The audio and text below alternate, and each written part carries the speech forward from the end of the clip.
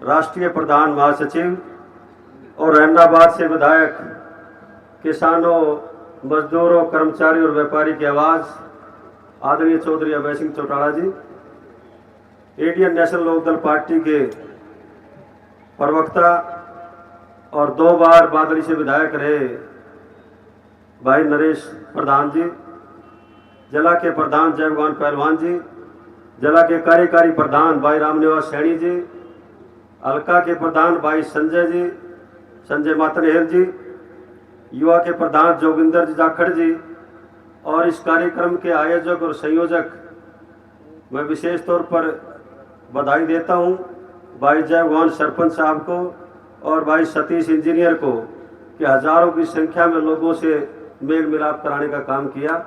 मैं इसके लिए इनका धन्यवाद व्यक्त करता हूं। मुझसे पूर्व बोलने वाले वक्ताओं ने काफी विस्तार से चर्चा की। बुजुर्गों, दोस्तों, माता और बहनों, आपने बुजुर्ग बैठे हैं जिन्होंने सारी सरकारें देखी, कि सरकार में क्या काम हुए वो आप अच्छी तरह से जानते हो। एक वो सरकार थी जो कह दिया करते वो कर दिया करते। चौधरी देवलाल जी जब 1986 में संघर्ष कर रहे थे तो गांव में आया करते, लोगों से मिला करते, बुजुर्गों से मिला करते, तो यूं कहा करते बूढ़े मर मत जाइए तेरी पेंशन करूंगा।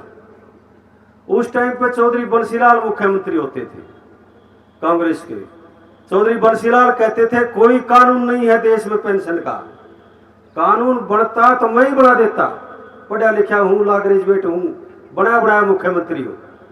चौधरी देवलाल कहा करते हम कानून बनाने के लिए जाएंगे विधानसभा में, बहस चलाने के लिए नहीं जाएंगे। कानून बनाया। हिंदुस्तान में हरियाणा पहला प्रांत है जिसमें बुढ़ापा पेंशन मिलती है, सबसे पहले हरियाणा में शुरू हुई। इसकी देखम देख और भी कई स्टेट ने नकल की। लेकिन बुजुर्गों, दोस्तों, किस हिसाब से चौधरी देवलाल ने एक आम आदमी की समस्या समझ करके फैसले लिए। गांव में एससी की चौपालें नहीं होती थी, बीसी की चौपालें नहीं होती थी, एससी का बीसी का नंबरदार नहीं होता था। किस किस्म के फैसले, जो व्यवहारिक फैसले थे, वो लेकर वो उसके कानून बना करके उसको लागू करने का काम किया। चौधरी ओम प्रकाश चौटाला जी की सत्ता आई। चौधरी ओम प्रकाश चौटाला जी ने सरकार आपके द्वार कार्यक्रम के माध्यम से हर साल हर गांव में आया करते, या गांव के पंचायत को बुला करके हल्के में और पूछा करते गांव की समस्याएं क्या हैं बताओ, और मुंह मांगी ग्रांट दिया करते। ये बुजुर्ग बैठे हैं, इनको भी पता होगा कि हिंदुस्तान आजाद होने के बाद चौधरी ओम प्रकाश चौटाला जी से ज्यादा गांव की पंचायत को किसी ने ग्रांट नहीं दी, किसी ने पैसा नहीं दिया था।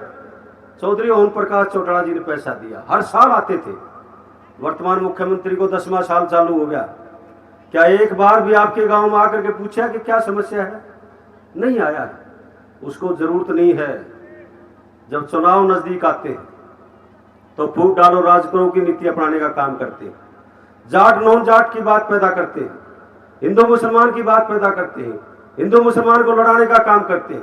Maratha non Maratha, Patel non Patel, Jat non Jat, Hindu मुसलमान, इस किस्म की भ्रांति पैदा करके अब एक और धर्म के नाम पर एक आडंबर कर रहे हैं। जबकि इस देश के जो 4 शंकराचार्य हैं, जो सबसे बड़े शंकराचार्य 4 हैं, उन चारों ने इस 22 जनवरी के कार्यक्रम में जाने से मना कर दिया। ये कह करके मना कर दिया कि मंदिर अधूरा है, मंदिर का पूरा काम हुआ नहीं है, और ये कह करके मना कर दिया कि हवन में अगर प्रधानमंत्री जी बैठेंगे तो उनको अपनी पत्नी को साथ लेकर के आना चाहिए। बुजुर्गों, दोस्तों, नारे देते हैं बेटी बचाओ बेटी पढ़ाओ के, लेकिन वो किसी की बेटी नहीं थी जो नरेंद्र मोदी के बैर रखी थी। कहने की बात यह है कि देख, ये करते कुछ है और कहते कुछ है।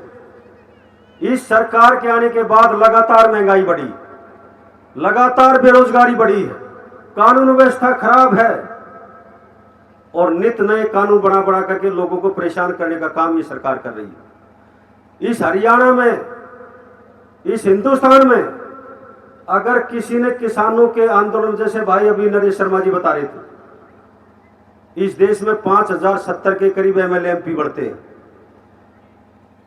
जब ये किसान आंदोलन शुरू हुआ, इस आंदोलन में जो 13 महीने चला, देश के और भी अपोजिशन के नेता गए समर्थन देने के लिए।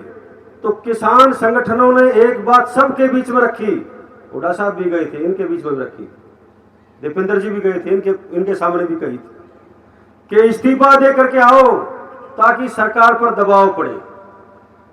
बुजुर्गों दोस्तों, अगर चौधरी भूपेंद्र सिंह हुड्डा इस्तीफा दे देते तो उसको हराने वाला था कोई? जीत जाते, उनका तो गढ़ है।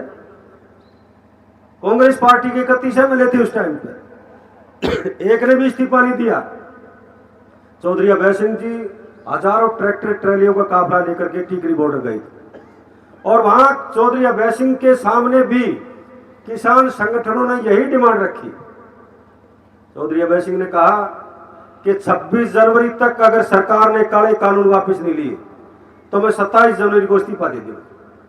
बुजुर्गों दोस्तों, कांग्रेस के नेताओं के फोन आए चौधरी अभय सिंह जी के पास कि इस्तीफा ना दो, लेकिन बात के धनी चौधरी अभय सिंह चौटाला जी ने उस नीति को निभाने का काम किया जो चौधरी देवलाल की नीति।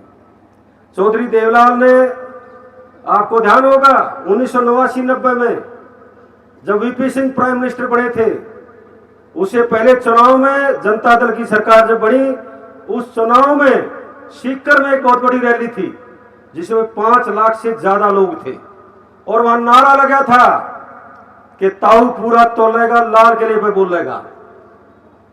जब चौधरी देवलाल जी खड़े हुए बोलने के लिए, तो चौधरी देवलाल ने कहा कि नहीं, लाल किले पे वीपी सिंह बोलेगा, हम वीपी सिंह को पीएम बनाएंगे।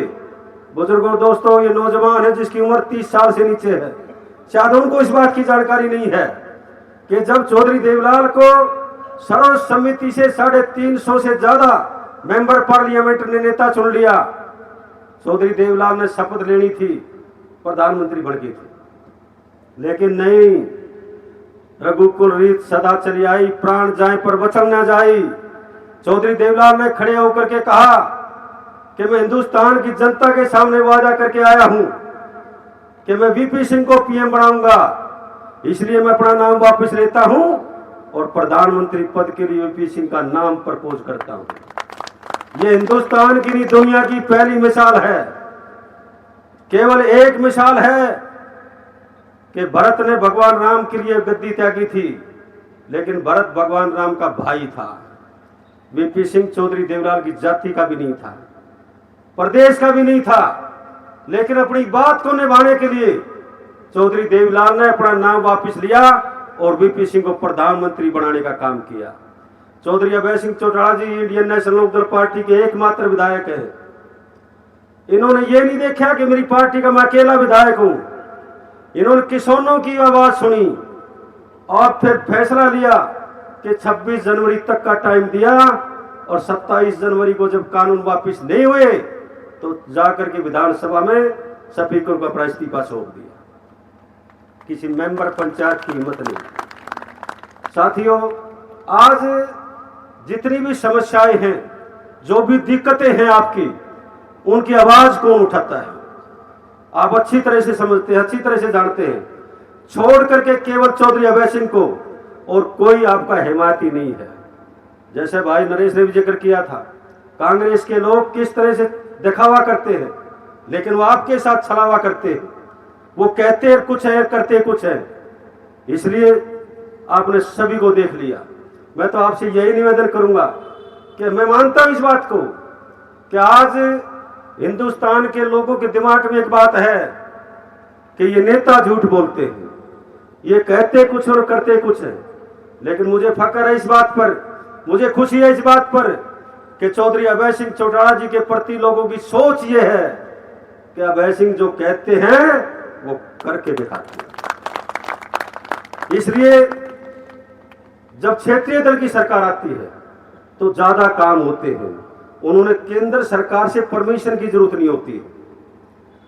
क्षेत्रीय सरकार लाओ, इंडियन नेशनल लोकदल पार्टी की सरकार को लाओ, चौधरी अभय सिंह चौटाला को सीएम बना करके देखो, आपके वारे न्यारे होंगे। जो वायदा करेंगे उस वायदे से कई गुना ज्यादा काम करेंगे, ये हमें पूरा भरोसा है। इसलिए मैं एक बार फिर सभी साथियों का, बुजुर्गों का, नौजवान दोस्तों का, माता और बहनों का हार्दिक धन्यवाद व्यक्त करता हूं कि आप हजारों की संख्या में आए और कई देर से आप बैठे हैं, और एक बार फिर आप सबका धन्यवाद व्यक्त करता हूं। धन्यवाद। जय हिंद।